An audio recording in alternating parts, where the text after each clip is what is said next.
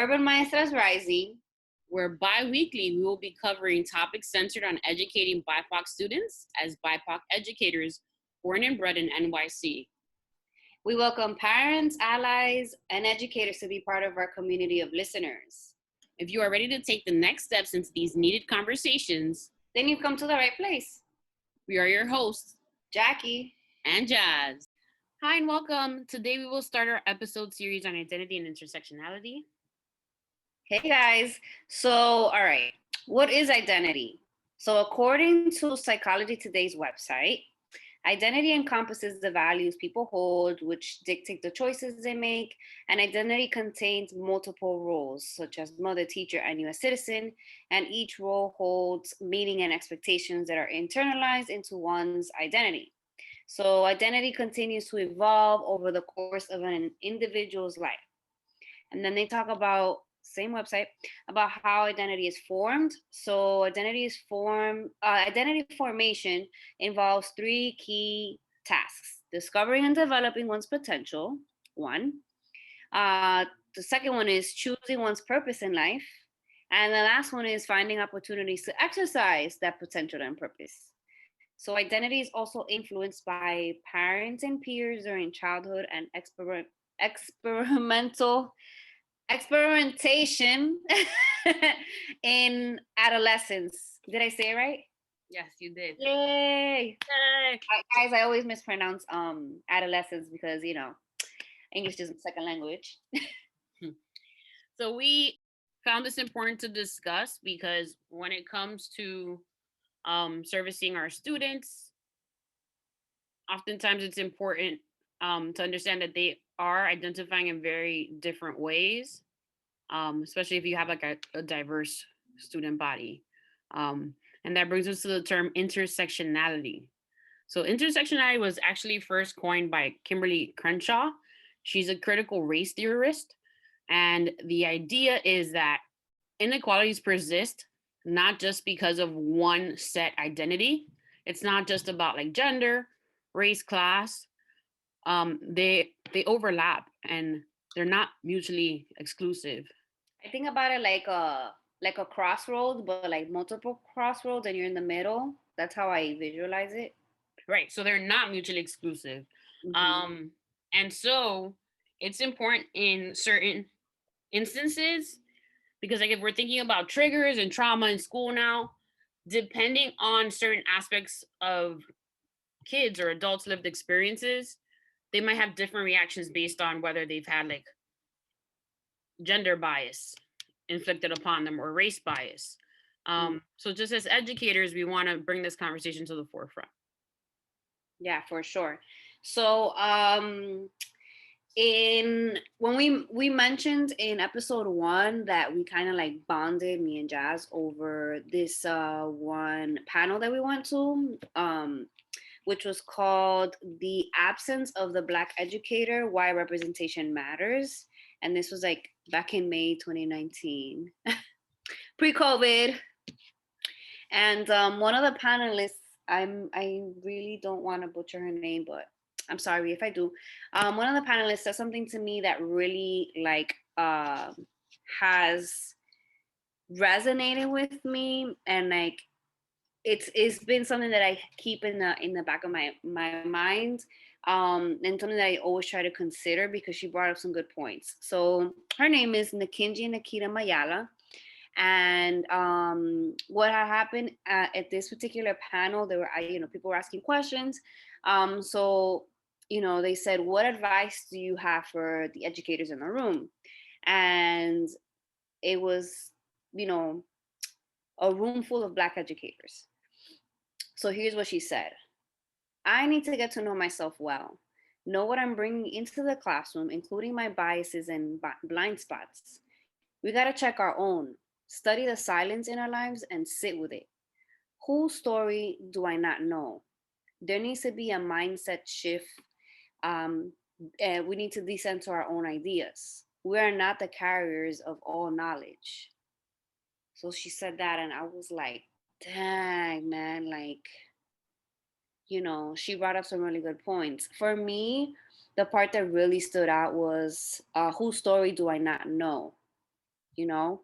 Like I do know my experience as a Latina, grew up in the Bronx and the New York City public school system, but there's definitely different perspectives and experiences that I am not aware of, right? So, and then the next thing she says was there needs to be a mindset shift, decenter our own ideas, right? So as an educator, I'm not going to walk into my room centering my experience. That's not my job. My job is to center their experiences, whether they relate to me or not. And there's, I mean, the students' experiences. So, what are your thoughts, Jazz? I agree. I think it's, well, in our sense, I feel like because we have a diverse population where we're pretty much 50-50 in terms of white students and students of BIPOC students, um, I do feel like I am part of the conversation, and I try not to interject in a way that I have the last word. I try to like almost like trickle in my thoughts and see where it goes, because I know that it's also there's value in them hearing my perspective, because I am not necessarily what they're used to. Because 80% of the teaching force is white. Mm-hmm. But the part of that quote that really stuck out to me was thinking about your own personal biases and blind spots. And so that's why I feel like even her first line where she says to really get to know yourself. So to immerse yourself in that study of self and seeing where are the parts that of me that are unhealed, or where are the parts of me that even though I might be well intentioned, come off demeaning to one group versus another. Mm-hmm. So it's about being intentional in every aspect of teaching. The Be it interactions, right? like establishing rules versus teaching the content itself, the way you're bringing about community in your classroom. Um, it really needs to be intentional and understand that there is impact there. So, and also not stick to that whole idea of getting to know yourself, but knowing that based on even what we said, the quote from Psychology Today, that that is evolving as you're growing and learning as well with the students. um Not to be so married or so committed to this certain rigidity or this kind of person, right? More thinking about like the 21st century learner, where you might have to wear multiple hats in order to reach students and model risk taking and critical Yeah. thinking. Oh, yeah, that's really good, especially now, right? With all the technology that we're like using right now and like modeling how we're figuring this out too. So Jazz and I are part of this amazing workshop that's facilitated by CCER, which is Critical Conscious Educators Rising. And like when you sign up for this workshop, you have to take a foundational workshop first before you start off. And this is like open to educators of all types, parents, administration. Um, so there was this one activity that for I've never had done before, and for me it was super impactful because at the end of it I came to the realization of a few things. So I'm just gonna walk you through what the activity was like so you can see what I'm talking about. So it's called the peeling back the onion activity. So they gave us 4 post-its. I mean 5 post-its. Sorry, 5. And on each post-it, you had to write down one identity, and they gave you the 5 categories. So the first one was race/ethnicity. The second one was gender identity or slash expression. The third one is sexual orientation. The fourth one was religion/spirituality, and the fifth one was immigration status/nationality. So when I did this, I wrote down, my identities for each category. So on my first post-it, race/ethnicity, I put Latina. Then for gender identity and expression, on that post-it, I put heterosexual, right? No, gender identity is female, sorry. And then the third post-it, sexual orientation, I put heterosexual. 4, I put for my religion, Catholic Christian. And then 5, immigration status or slash nationality, I put US citizen. So then they said, wait for further instructions. So I'm like, all right. And then she says, all right, now I'm going to pose a scenario to you. This was the facilitator. She's like, if you were in a life or death situation and you had to give up one of these categories, meaning one of these identities, which one would you give up? So, I was like, what? What do you mean? Like, what kind of situation we're talking here? She's like, it's life or death. Like, that's all you're going to know. And I'm like, all right. So let me give up my gender identity slash expression, female, because in my race, Latina, it's already feminine. So Latina encompasses being of Latin America and the A woman. female, right? Yeah. So I was like, okay, I could do this, I did that. And she's like, okay, cool, everybody does it. And then she says, do it again. And I'm like, what? And I'm like, all right. But the third one, I was like, that's it. I'm not doing this anymore. It was very difficult for me to let go, right? And I realized that me refusing to let go, you know, it's like, yo, like these identities are really like they're a part of me. They're very important to me. So proceeded with the activity. I actually ended up finishing, but I was very angry, and we had one post-it left, and she said, okay, now I'm going to take a look around the room, look at the people next to you, and look what they have left. And it was very interesting to see because the people that were sitting next to me were white, and their things were like what they wouldn't give up would be their race, which was white, Mm. or being a female. And for me, the part that the last post that I had left was U.S. citizen. Like that's something that if I was life or death, I had to give up. I would not give that up, right? And that also was telling for me because I was just like, wow, like you know, just having that conversation with myself, like, damn, if this is life or death, this is the one thing that I wouldn't be able to let go of, because I know the sacrifices my family did for me to be able to be born in this country. So, and then looking at other people's like what they had their last posted, like, and some of the white folks in the room were like, oh, this wasn't that bad. And I'm like, yeah, because all those categories are your privileges, Mhm. or like even the ones that were quote unquote easier for me to let go of, those are my privileges. Like, for example, my religion is not being questioned here, my sexual orientation isn't questioned. Um, so I also made me realize my privileges in some of these categories. So I thought it Just, was pretty interesting. just curious. Why do you feel like it manifested as angry? Like by the time you reached the third one or so. Because it's like, but why? Like, like what could be the scenario where I'm like, I'm gonna die if I don't do this, Like, I guess more of like the logistics, but also like, no, I don't want to do it. Like, why do I have to give something up?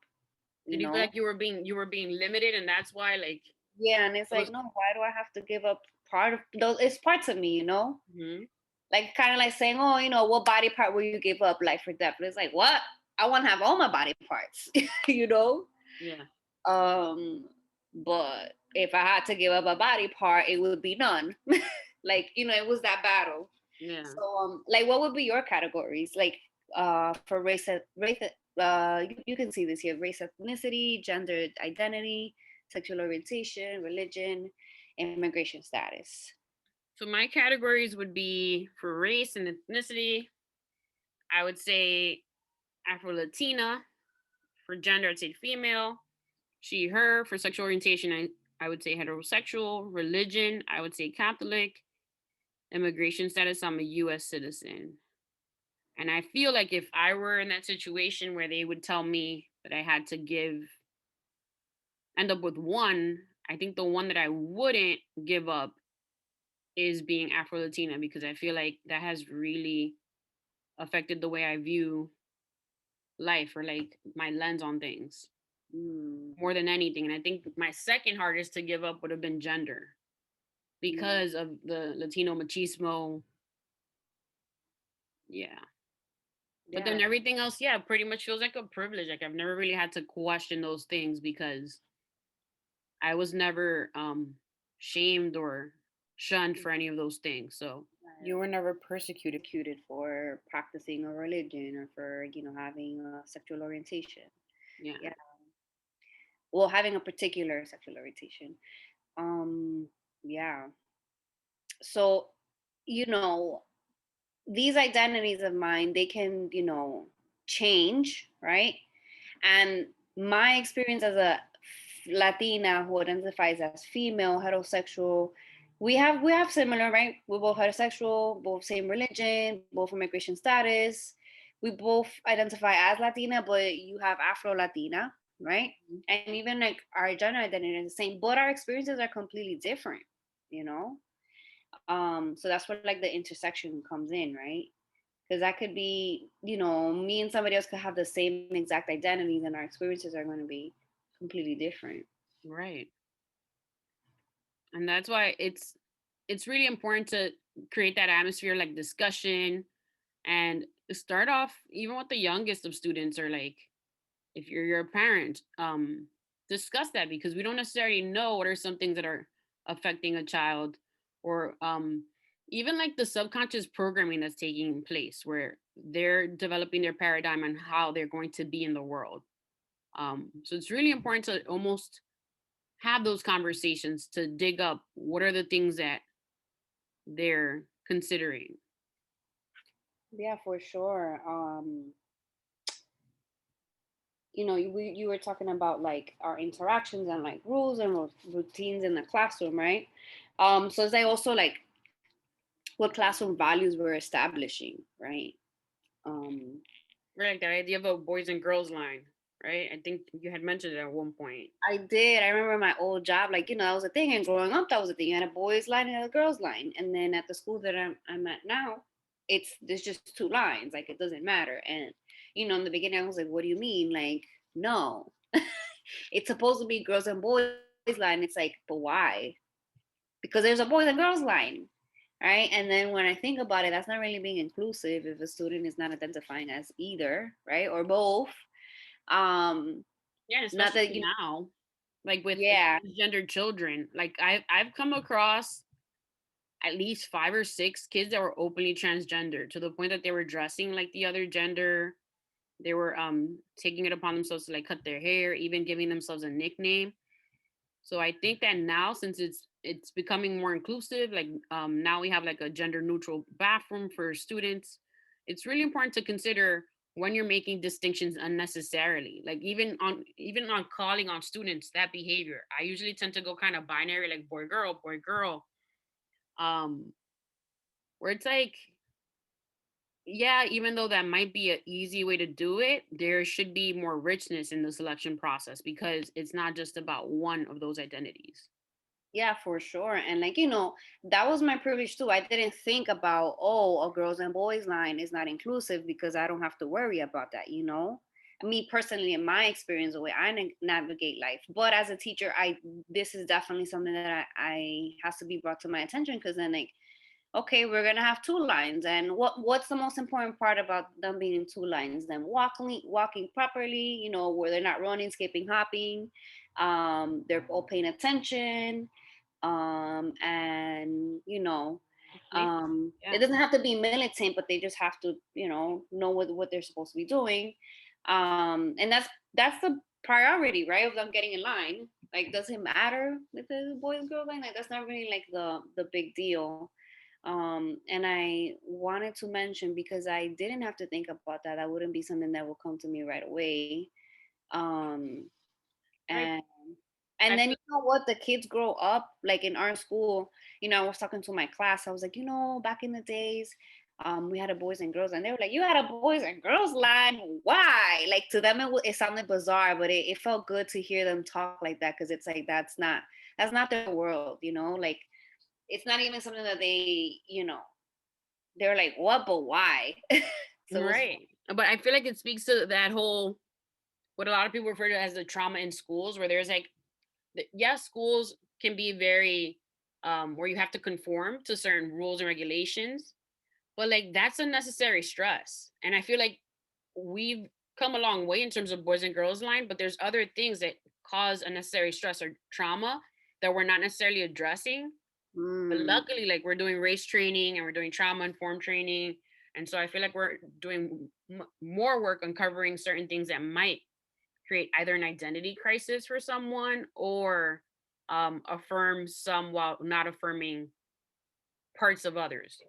Right. And like, we're talking a lot about gender because they're so small things, Hmm. interactions versus like religion, citizenship status. Like those, I feel like those conversations, those interactions are a little bit more obvious, Yeah. you versus like gender. Like even just like me complimenting the girls, I make sure, right? This is how I started. I was like, no, I have to make sure that I compliment them when they're not wearing a skirt or a dress, right? When they actually look super confident and happy, right? And I do that. I do that. I'm like, my God, those sneakers are so cute. I really love those pants. Like, like it's not about like the gender, like, um, because girls wear dresses, right? Like, I'm not gonna Right. always compliment the girl for wearing a skirt and a dress, or even with the hair. Like, always complimenting them on the features that not necessarily are going to be have been complimented in my experience. Right. Oftentimes compliments tend to gravitate towards what's mainstream. Also, like going back to gender, I have a student that she's very strong minded and strong headed, and it gets very difficult sometimes to like see the positive, but then I remind myself like, but she's a girl, like, I do want to like continue to like foster that, like, yeah, girl, you be confident, you be stern, and you know what I mean, even though it will drive me crazy sometimes, but it's like I know, especially as a woman, and especially as someone who I identify with the gender that I was born into. Hmm. That's a privilege. I want to be able to like encourage her, even this, even a very small way, even if it's just me, the elementary school teacher, encouraging her, like, no, I know you want things a certain way, and that's great. But right now, that's not working right now for this situation. Um, Right. and I know it seems minimal, but like I know as a grown up, it's not gonna be as easy for her. Yeah, but it's super critical for us because right now our kids are turning 9, and studies have shown that between the ages of 10 and 11, right before kids hit puberty, girls especially tend to lose their confidence in themselves. Mm, So, like, the precursor time of like feeling like they have a voice in the classroom, um, really kind of sets them up either to go through that phase of where they might lose their voice because their body is changing or not. So that kind of brings me back to complimenting, where a lot of it, in terms of literature that's current now, a lot of it talks about being more oriented towards growth mindset, being complimenting, not, oh, you're smart, even though smart seems to be like a gender neutral sort of thing, more like complimenting the process of thinking through things. Like, oh, I love how you were able to persevere when you didn't get the answer right the first time. And that's like a general thing that whether the student identifies as trans or cisgendered, it's applicable to everyone, and it gets them thinking like these are the things that we value. We value um you making mistakes and but you continuing no matter what. Um right. Oh yeah, that's super good. Yeah. I totally agree. And just to like explain, cisgender means that you identify with the gender that you were born into. So that's my privilege too, that I was born into the gender that I was born. I identify with the gender I was born into. Um, yeah, you brought up some really good points with growth mindset. Um, and it takes away also from like the perfectionism, of like, oh, whether I did well or not. Well, you're always going to do well whether you persevered, you took a break and then went back to it, you looked for different strategies, like, like there's different ways you can still show strength even though you didn't complete the task or you didn't get the correct answer, or you struggled. right. um Especially with tech that's compounded now because not only are we getting the anxiety of kids feeling like, oh, I gotta be perfect, I gotta like, but we're also getting the anxiety of parents saying, back when I was learning, this is how we did things. So we have like that extra layer of surveillance, plus almost like an identities, what they're used to, maybe being known for their intelligence, not necessarily manifesting the same way in this new way that we're schooling. So there's a mm, lot of things going on, and I feel like we're at such a critical point where we're learning so much about ourselves at the same time as we're learning about our students, and then supporting parents also, that this just seems so relevant, like just to have this conversation and think about how our experiences are evolving because of the pandemic. Yeah, definitely. Um, you just haven't thinking about like leadership qualities, that I always try to point out regardless of what gender they identify. Um, I definitely believe that there has to be starting from young, like doing the work of like looking at our positives and our strengths. Mhm. Um, and like, because that's gonna ground them and deeply root them from the beginning. I know I've been seeing a lot like with, the class are like, oh, I'm really bad at math. And I'm like, who said, who's the expert here? If anything, like who would be the one to know who is good or bad at math? And they're like, oh, you. I'm like, yeah. And I've never said that to you, you know? Um, But then even, also getting kids to like imagine different. Like if they're telling themselves that story that they're not good at math, what makes them not good at math? Like what are the mhm, steps that they can take to become better? So mhm, fine, they want to identify as such right now, fine. Let them sit with that label, but we can fix it. We can always fix it. Like use your imagination. I can give you some problems. Let's use the tools, because sometimes I also think there's this whole thing with like it's not even perfectionism, but it's like some people are just not going to be good at math, and I don't want to sell students a story. I would prefer to like be transparent with things that I wasn't good at and that I eventually became better, because practice makes permanent, right?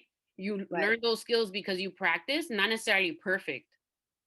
right. So And then like I was explaining, I was like, what I consider math, like bad at math is like you don't know, you can't identify your numbers. Like you don't know what the difference between 12 and 22. Like that's when I would be super concerned. I was like, yes, we have the things that we're not good at, but we also have things that we are good at. Like one person might be good at addition and subtraction, and the other one might be better at, knowing their times tables. So and then that's me like revisiting the goals with them and stuff.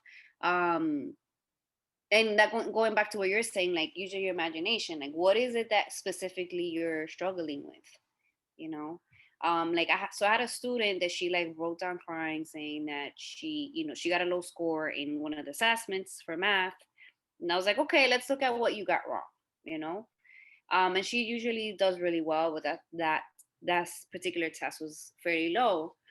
And we noticed a pattern. We noticed that she didn't label her work, and that's where she got the answer wrong. She knew the strategy and the skill, but she didn't label her work. And I'm like, okay, so looking at this, right? Like we've noticed it in 4 different problems, the same thing. What are the things that we noticed? I didn't label, I got confused, and I got my answer wrong. I was like, so then what's gonna be your goal? Is it because you don't know how to add? You don't know how to subtract? And she was like, no, it's just I didn't label my work. And I'm like, like that's where that number came from. So I think it was a good conversation to have. I'm also thinking about like kids that have special needs and how they might consider themselves not to be good at math. But like if you have something like dyscalculia, you're seeing numbers like the ones you pick 12 and 22. Uh-huh. But like dyscalculia, once you're trained to like see the numbers correctly and use specific strategies, you can actually become a really good math student. So even with things like that, sometimes we need to like, I don't know, it's hard because sometimes those interactions come so quickly that you might say something and not know that it could like repercolate or something Right. in the student's mind. It's very like I feel the pressure as someone. Yeah, I feel the pressure. I'm just saying that much. I mean, like even I had complimented a student, like, wow, I really like how you labeled your work. And the other one's like, oh, so my notebook is bad. I show my work. And I'm like, all right, can you find me where you solved number 5? And it took her a while. And I was like, that was all I was saying. Like they, broke it up into little sections. That's just the way it was easy for me to see what she was working on, you know? And she's like, oh, so mine was bad. I'm like, no. It's, especially with like the tests and all of that stuff. Like showing the work is more to show the person looking at the paper your math thinking. But yeah. So back to identities. Um, they're not like a layer of things, because I feel like they're more of a crossroads. That's how I see intersectionality. Because it's like not just one is me, it's all of it together. So stay tuned for part 2, where we'll be talking about the evolution of our identities and cancel culture. So thank you for listening to our podcast, Urban Maestras Rising. Follow us on our Instagram account, Urban Maestra Rising. Please remember to share, like, comment, and subscribe to our YouTube channel. Hit the bell icon for notifications to stay up to date with our episodes. Goodbye. Bye.